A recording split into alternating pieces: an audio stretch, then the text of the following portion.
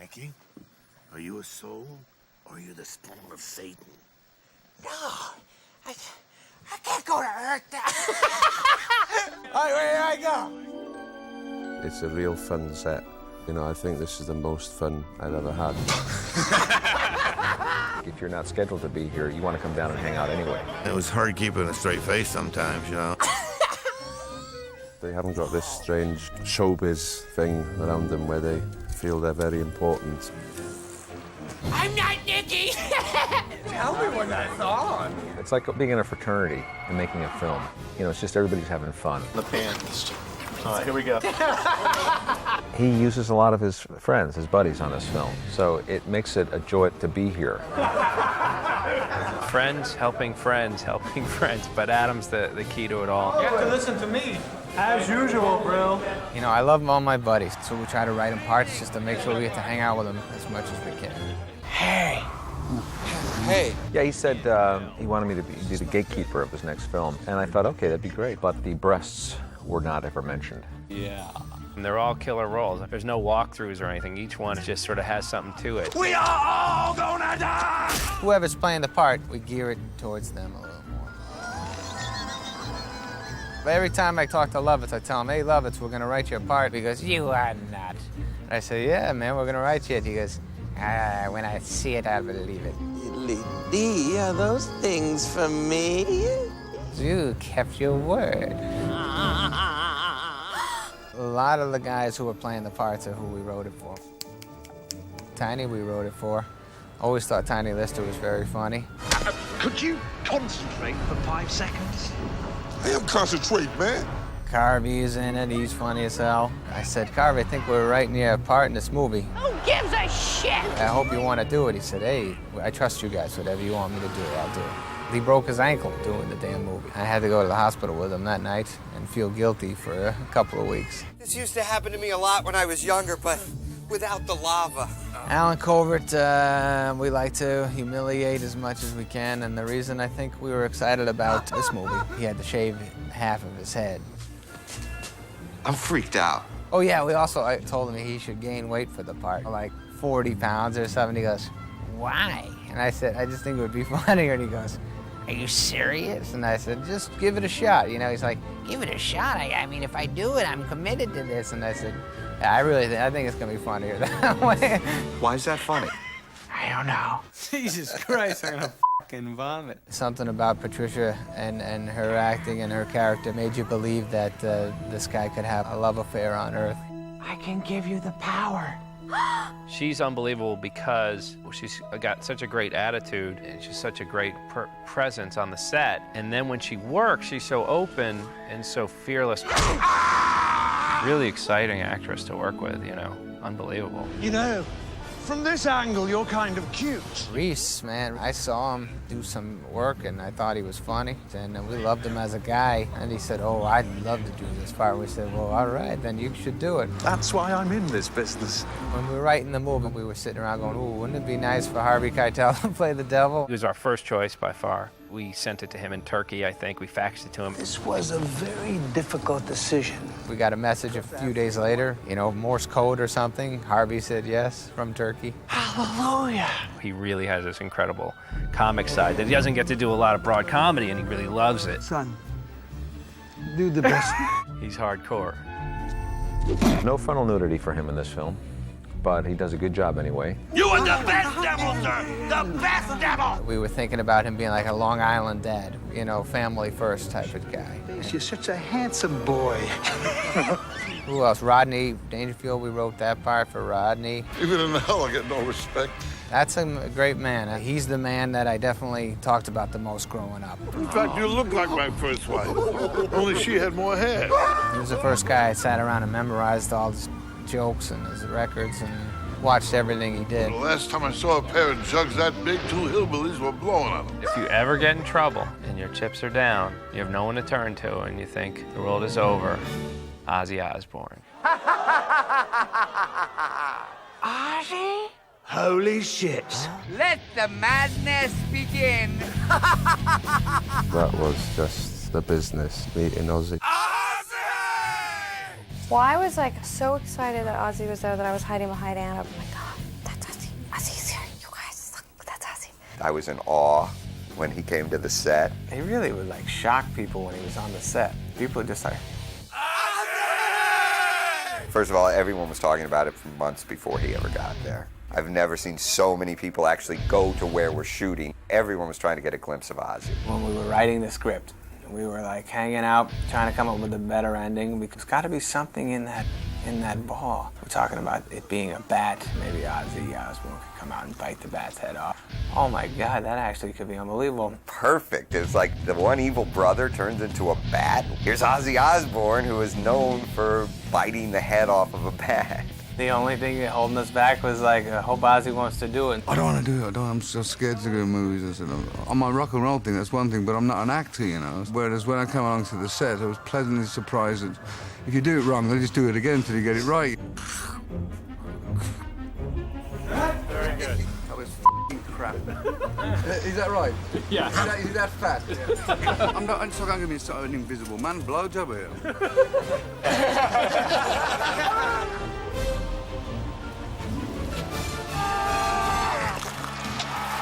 I had a really good time. Adam's a really wonderful guy, and everyone on the set was wonderful to work with. But don't blink too much, because you might miss me. Here, kill him with this. I'd love to show him my world.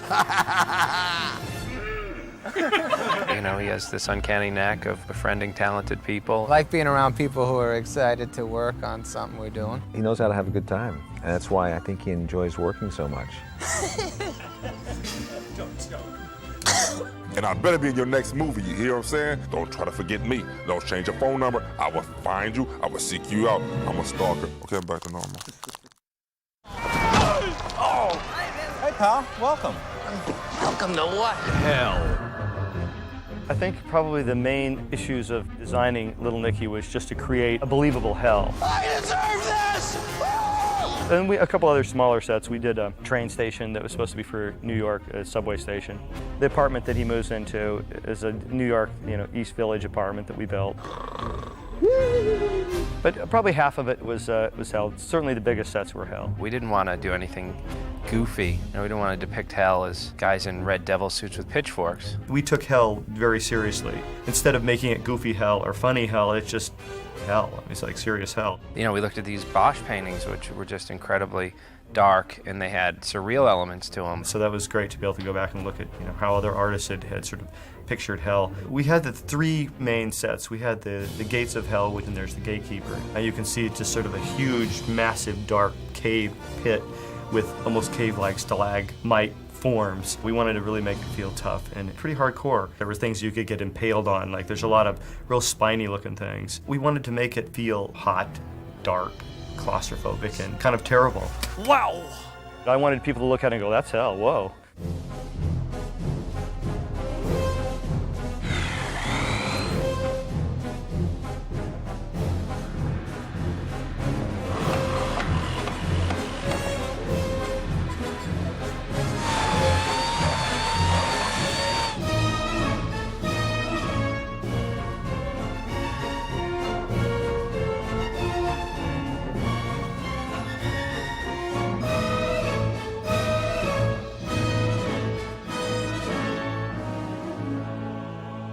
Of course, the first day I was here, I broke part of it. I hadn't seen Kevin Nealon in a while, and I went, oh man, I did like that and broke one of the horns off of Hell. So that was cool. The throne room was also incredibly detailed, and that's the great thing about Perry, and great attention to detail.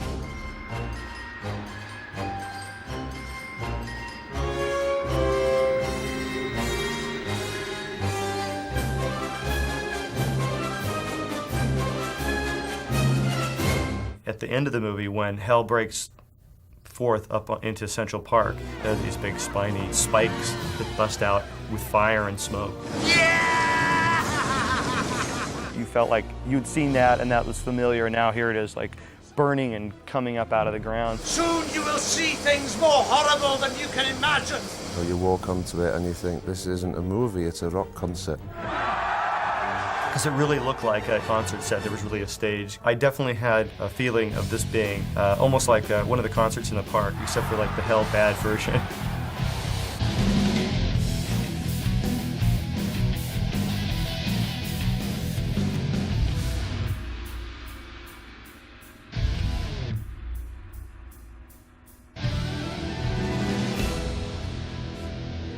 think there's definitely a connection between heavy metal imagery and the stuff that we did, because I think a lot of what people, especially young people, what their perceptions are, they don't know about Hieronymus Bosch, but they do know about Ozzy, and they know about other heavy metal bands which have used hell and the devil as part of their style. So we did look at a lot. I looked at all the Slayer albums. I looked at all Ozzy's albums. I looked at old concert footage from different bands, and just their use of like fire and smoke and all that kind of thing.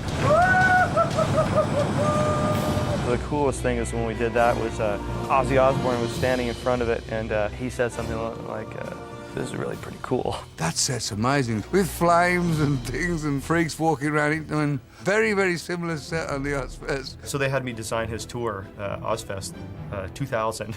So I designed that, and we definitely based his tour on the things that we did in the movies. That's my father's throne! Is that okay? Let's see. So, on to Heaven. We had talked about heaven, and heaven been portrayed in movies so many times with like just the white clouds and a white room, and you could do it that way, but I really wanted to beat that. I guess hell is a lot easier to do because you can give them fire and darkness and scary gloom. But I think heaven is so much more ethereal and grand in people's imaginations of what it could be. When I always felt like we would never be able to come up to anybody's expectations. So we came up with this idea of the birthday cake. Birthday cake? Like, what do you mean, birthday cake? I don't get it. Every day in heaven is your birthday.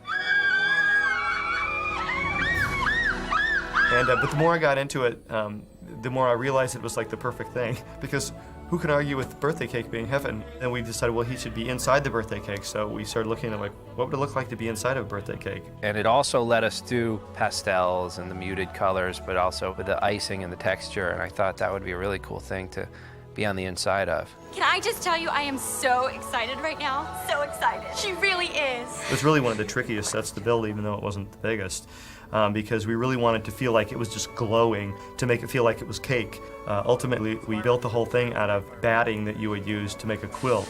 I think it turned out pretty well. It's definitely not what you would expect and not something you've seen before.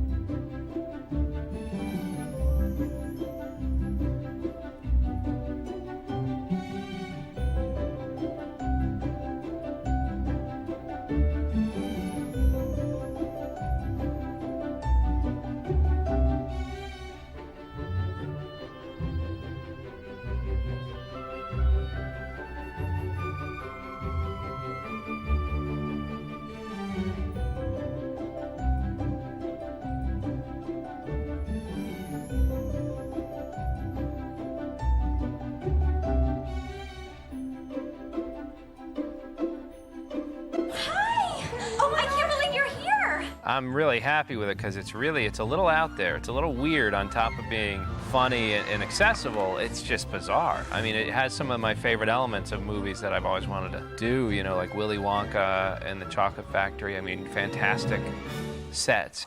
Okay, kids, enjoy your new home. No. Wow! Holy shit! I'm using just about everything, from matte paintings to comps and miniatures and simple opticals. Those are all terms that I've just learned, so I wanted to impress you with them. Adam and Steven were very interesting to work with. They haven't been involved with a great many of visual effects projects. Their only main request was more creatures, more fires, more this, more that. Most of the films that I've done are more action shows. Here, you have to change your hat, and you want to make it fun. Even if it's somebody getting hit by a bus, well, it's Adam Sandler, and he can kind of sell that. You were gone 10 seconds. What happened? There's a little bit of cartoony style that we've been doing. Well, it's a comedy, so you got to make it look a little bit more electric, a little bit crazy. That's insane! While we were writing the movie, we would write another flying scene or a stunt, and I'd say, Adam's going to be in a harness in about 5 months from now, yelling down at me, and I'm going to be laughing at him. Lo and behold, that happened.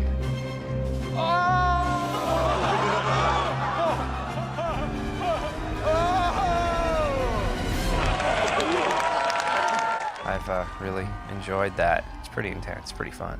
Glad I'm not doing it. You know, it's taken us all by surprise. I think none of us have done stunts before, so we're all sort of finding it amusing but scary at times, you know. And jumping off a cliff once is okay, but when you have to do it 10 times, it's all surprisingly low tech. It's still, you know, a lot of swinging around on wires, you know, against the green screen. But it's just the technology that's applied to it later. That's the sort of spacey stuff. There's Popeye's chicken, right there. I think I've had more green screens on this show than any show I've done.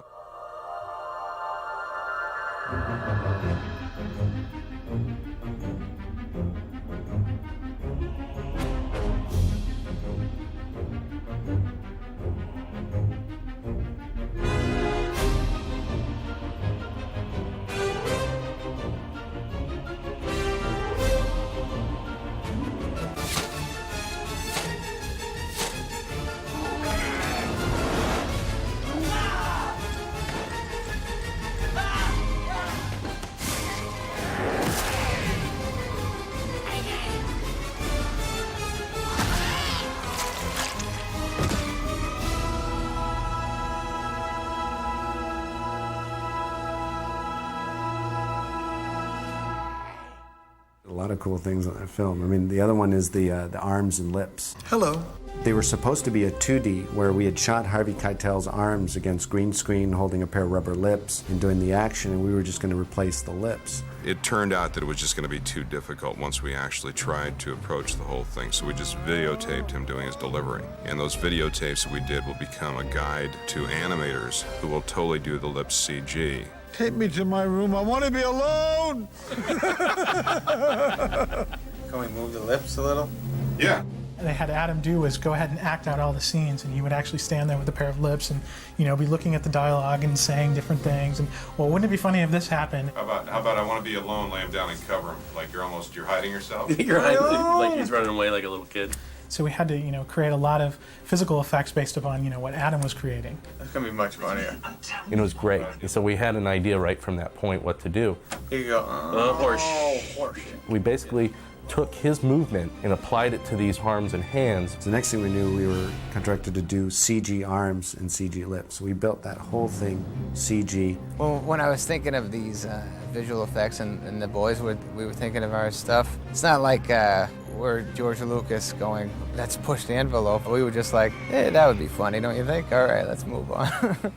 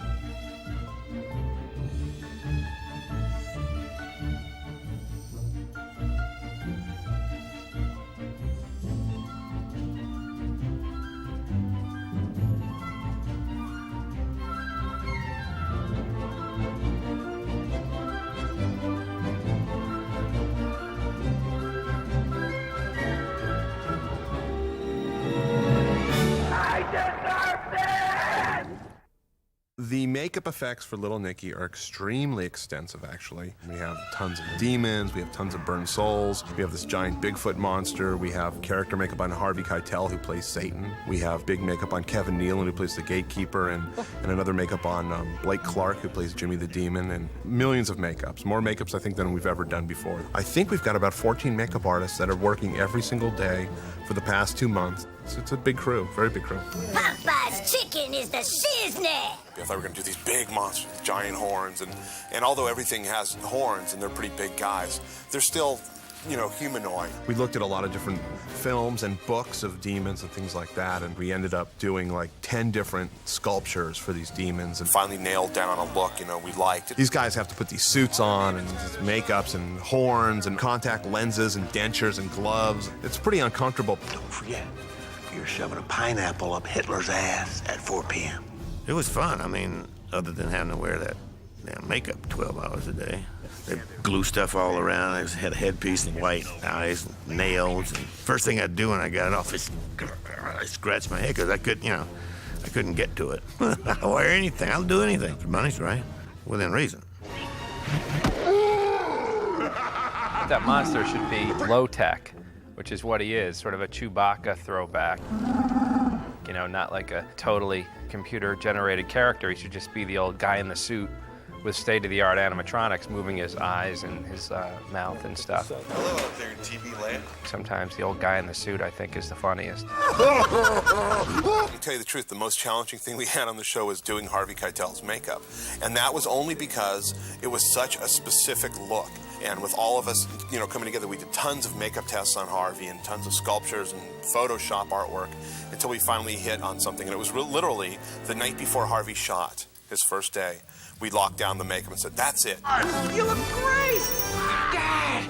Dad! You're all right! In the film, Harvey starts to deteriorate. We did a little pinky gag where we taped Harvey's finger back and had a little appliance piece here and a dummy finger, and Jimmy breaks it off. Gross! Then the next stage is his ear falls off. We glued Harvey's ear down in the morning and had an appliance that went over his ear to make it look like it was cut off. And then we had an ear that glued on and we'd just pull it off on cue. The longest makeup is probably the gatekeeper. It takes about 2 hours to get into it. We sculpted this bald cap, that still had all the definition in Kevin's hair. It was a little claustrophobic having all that on, especially when they had the water-filled condoms in each one of them to give it that jiggle effect. This is going to be a whole different lifestyle for me, isn't it? It was entertaining to see the way people reacted to it. Everybody wanted to touch it. Go ahead, Gary. You know you want it. We're starting to charge like a $5 cover and 2-drink minimum. Oh. Everybody's got a comment. Hey, nice rack. Hey, can I take him with me? Yeah, I want to have sex with his head. But eventually I got used to wearing it, and occasionally I still wear it. We've been really lucky, we've been really blessed on this film with super cooperative actors. It's been tough, but fun. Aren't you boiling hot in that outfit? No. It's like 80 degrees in this hallway. Where are you from, the South? In a perfect world, all the devils would be naked. Satan is usually portrayed as an animal, half man, half beast, and there's usually no clothing involved. Steve was very clear that he wanted the characters to be very human, and that also Satan's family were royalty with different personalities that should be reflected in their dress. All the characters basically have one hell outfit because hell is just hell forever. So you're not really worried about days. It's our time, brother. Adrian's strength is he's very witty and very cutting and ruthless. To the defilement of Earth and the corruption of its people. And he's a little bit delicate. Cassius is a big bully that will crush you. I'm gonna keep torture going 24/7. No breaks. Those are their two personalities, and it was a lot of fun to reflect that in their clothing. Cassius is all about his muscles, all about this big, beautiful body. Don't forget clinically insane. And there's something very warrior-like about Cassius's clothing. Let's see what you got. Whereas Adrian's clothing is much more swish. And there's something delicious about Adrian. Hello, Mr. Devil. I like your cape. In dressing Harvey as Satan, it was also very interesting to bring up the fact that he was from another time. So it's almost, you can imagine him a swashbuckler or, jumping through a window to rescue someone. Maybe Satan really wouldn't rescue someone, but something kind of romantic and flashy and sort of sweet and poetic about him. I'm still in love with you! Oh my God, he's talking about me. Even though little Nicky is the moron son of Satan, he's secure. I like the way you're happy just being yourself, Try to act cool. When we began to work on the little Nicky character, we primarily were after the idea that little Nicky is a nice guy. Hello, friend. My name is Nicky. It's a little dorky, completely uncool. Take your dumbass canteen, goofy. Not worrying at all about anything pretentious whatsoever. Could I come with you to getting a gelati? You know, he looks like a kid and a nice kid at that. Such a sweet boy. You look at him and you know exactly what he is. We were thinking of not making him look like an authentic metal guy, but more of a guy who, a wannabe kind of guy. And his hair is trying to look cool, but it doesn't look that cool. The look he fashioned from someone he knew in high school. I'm sure we know people like that in every high school or every town there's, you know, a shy guy like that you have like a soft spot for that hides behind his hair. He definitely wanted to have that hair to push away from his face. We started with wigs that we rented, and we tried them on him, different ones he liked and didn't like, but mainly he liked the greasy. Can you make it look greasy? How you feeling over there, Satan Abdul-Jabbar? A little strange. I can't stop thinking about this girl, Valerie. Patricia Arquette playing Valerie was kind of tricky. It was trickier than maybe you'd think it would be because, first of all, Patricia Arquette is incredibly beautiful. We kind of wanted Valerie to be someone who was a little bit quirky and a little bit off, and also that she wasn't cool. I get messed with all the time. And you would believe that she would be completely taken with little Nicky. You don't want to sit there and go, now, come on, how can that be? That somehow when they were together, they looked like a pair. Your glasses are pretty. They make your eyes look big and sparkly. It's fun looking at them. One of the things that I think achieved that was that we gave her some very outdated glasses. It just made her impossibly unchic. Also, Valerie playing a design student, to me was also kind of a fun thing because any design student knows it's a mess. It's just an absolute mess. I love you. And I love you, Nicky. My name is Beefy. I'm an old friend of your father's. He asked me to help you out. Well, they have all kinds of nice shots that you really enjoy training, like lifting their leg and peeing on cue and taking a dump, humping a dog in an alley. And I love you. Well, I think the biggest challenge that from the beginning was the fact that they wanted to use a bulldog. He has to look up at people at certain times and relate to people and act in the movie so that he's selling visually what he's saying. Making friends already. The dog was great. The dog was so great, it was scary. It was like great on one take. Move on, the dog was perfect. That's great. That's a good one. Come on, slide right on in. Me, moron.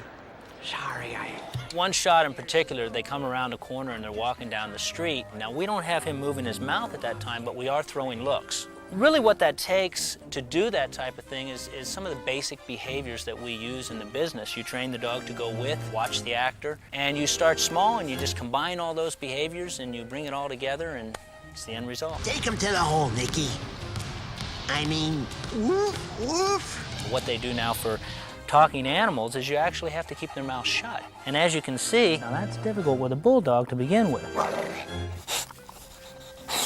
One of the more challenging scenes that we had was when the characters were hanging over the lava pit. You've got to take your time and make sure that he's not uncomfortable. You just don't throw him in there and say, let's do it. It's not a situation where you don't care what happens to him, because I do. Guys were really complaining a lot. I was complaining a lot. I got a wedgie! Her underwear fell off. And then we heard something, we looked down and it was the dog snoring. He was hanging by his wedgie and he was asleep.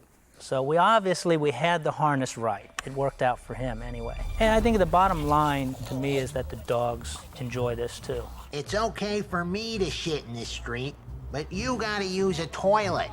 That was good. That was good. Like that one? Quiet confidence. Do you want to add a line here about shitting, the one that Jack said? You wanna pick that up for me? It's the law. Yeah, this is We already got funny. a joke at that same Yeah. But those are my roommate sodas. But those are my roommate sodas.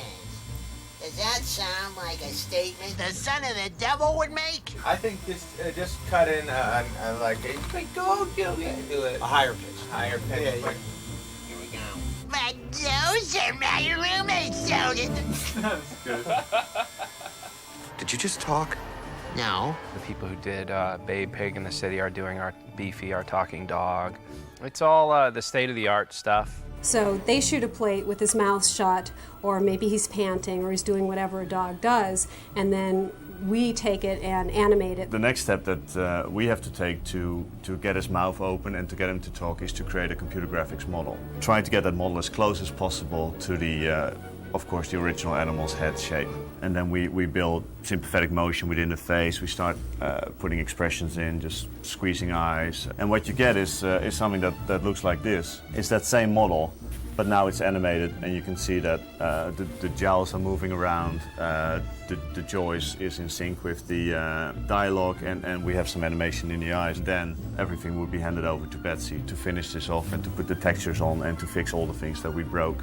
And a shot like this actually falls together quite easily. Really? Release your evil.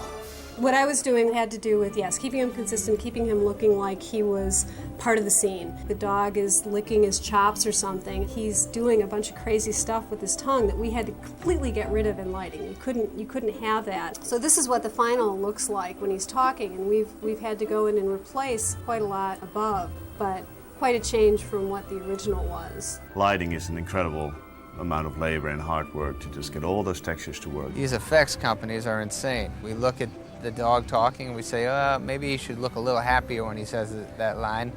Come back the next day and he's looking a little happier. It's unbelievable. Say Mr. Beefy. Say it. Say it. Mr. Beefy.